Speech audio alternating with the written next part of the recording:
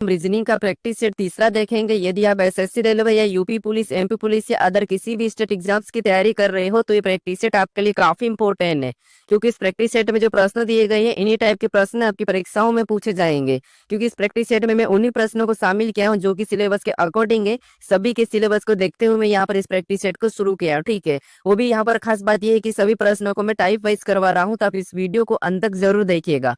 तो चलिए हम शुरू करते हैं प्रश्न 1 से। हमें पहला प्रश्न दिया है, प्रश्न कह रहा है कि निम्नलिखित वर्गों में सही वे नारे ज्ञात कीजिए। यानी हमें यहाँ पर मेंढक दिया है, सांप दिया और मछली दिया है, इनके बीच वेन डायग्राम कैसा बनेगा ये हमें प्रश्न पूछ रहा है, ठीक है। अब मैं आपको बताया था कि जब भी आपको वेन डायग्राम के प्रश्न को सोल्व करना है तो सबसे पहले आपको क्या करना है, शब्दों को ध्यान से देखना है और एक एक शब्द का डायग्राम बनाना है। तो यहाँ पर मान लीजिए सबसे पहले हम क्या करते हैं, मेंढक का डायग्राम बना लेते हैं। तो ये हमने क्या किया, मेंढक का डायग्राम बना लिया है। उसके बाद फिर हमें क्या करना है, यहाँ पर दूसरे शब्द का बनाना है जो कि हमें यहाँ पर दिया है सांप। अब सांप का डायग्राम बनाने से पहले आपको ये देखना है कि जो हमने यहाँ पर मेंढक का डायग्राम बनाया है कि इनका सांप से कोई संबंध है या नहीं है। तो आप हो गए यहाँ पर मेंढक और सांप का आपस में कोई भी संबंध नहीं है, तो यहाँ पर सांप का डायग्राम मेंढक से अलग बन जाएगा, ठीक है। उसके बाद फिर हम यहाँ पर क्या करेंगे, तीसरे शब्द का बनाएंगे जो कि हमें यहाँ पर दिया मछली। अब मछली का डायग्राम बनाने से पहले आपको ये देखना है कि जो हमने यहाँ पर मेंढक और सांप का डायग्राम बना लिया है इनका मछली से कोई संबंध है या नहीं है। तो आप कहोगे यहाँ पर मेंढक का मछली से और मछली का मेंढक से तो कोई भी संबंध नहीं है, और यहाँ पर सांप और मछली का भी आपस में कोई भी संबंध नहीं है। तो यहाँ पर मछली का भी डायग्राम इनसे अलग बन जाएगा। तो डायग्राम हमारा कैसा बनेगा, कुछ इस टाइप से बनेगा, ठीक है। तो ऑप्शन में देखिए कहाँ पर है, तो ऑप्शन नंबर सी में दिया है। तो ऑप्शन नंबर सी हमारा इस प्रश्न का सही जवाब होगा। तो आपको क्या करना है, एक एक शब्द का डायग्राम बनाना है, आपका प्रश्न आसानी से सोल्व हो जाएगा। अब चलिए हम बढ़ते हैं प्रश्न 2 पे। अब दूसरे नंबर का प्रश्न दिया है। अब प्रश्न कह रहा है कि कौन सा क्षेत्र उन भारतीय नेताओं को दर्शाता है जो गायक नहीं है। यानी ये भी हमारा वेन डायग्राम का ही प्रश्न है, लेकिन ये हमारी दूसरी टाइप का प्रश्न है, ठीक है। यहाँ पर हमें इस आकृति का अध्ययन करना है ध्यानपूर्वक और देखना है कि यहाँ पर कौन सा जो संख्या है जो कि नेता और भारतीयों के अंदर है, ठीक है, क्योंकि प्रश्न हमें वही कह रहा है। तो यहाँ पर देखिए, जैसे यहाँ पर जो गायक का क्षेत्र दिया है वो सभी अपने आप में क्या होंगे, यहाँ पर सभी की सभी जो जितनी भी संख्या वो सभी के सभी गायक होंगे अपने आप में, ठीक है। और इसके अंदर इस क्षेत्र के अंदर जितनी भी संख्या दी वो सभी के सभी अपने आप में क्या है, तो वो नेता है। और यहाँ पर इसके अंदर जो भी संख्या दी है वो सभी के सभी अपने आप में क्या है, भारतीय है, ठीक है। तो आपको पता है यहाँ पर मैं टाइप वाइज क्लियर करवा दूंगा, तो आपके एग्जाम में कोई सा भी प्रश्न पूछेगा आप आसानी से सोल्व कर लोगे, ठीक है। क्योंकि हर टाइप के प्रश्नों को मैं यहाँ पर बताऊंगा और आसान तरीके से बताऊंगा, ठीक है। यहाँ पर मैं कोई मेरी ओर से तरीका नहीं लगाऊंगा, मैं ऐसा तरीका लगाऊंगा जो कि हर प्रश्न पे लगे, ठीक है।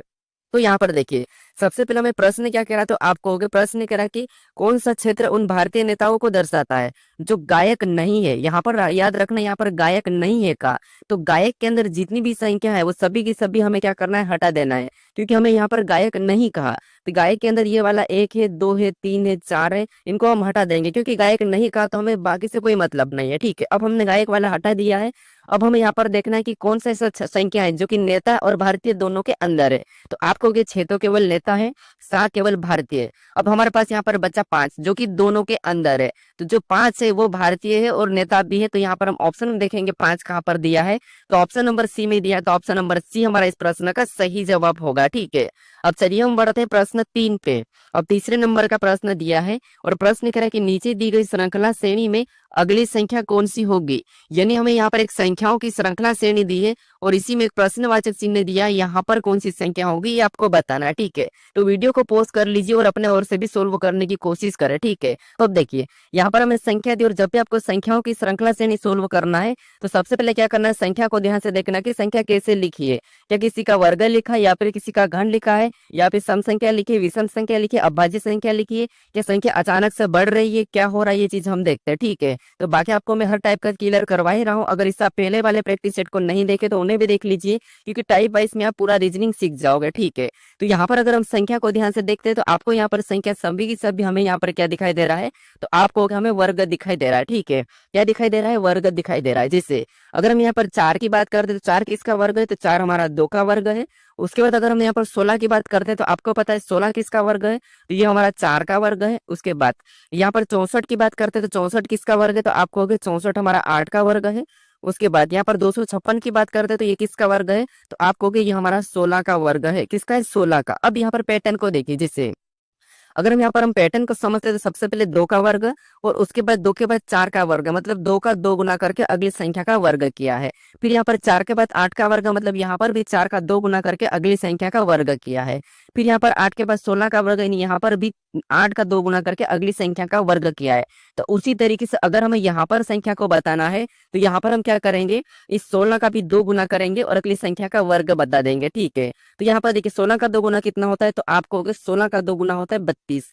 कितना होता है, 32 होता है। तो यहाँ पर हम क्या करेंगे, 32 का वर्ग कर लेंगे। अब 32 का वर्ग कितना होता है, तो आप कहोगे 32 का वर्ग होता है 1024। कितना होता है, 1024। ठीक है, तो ऑप्शन में देखिए हमारे पास 1024 कहाँ पर है, तो ऑप्शन नंबर बी में दिया है।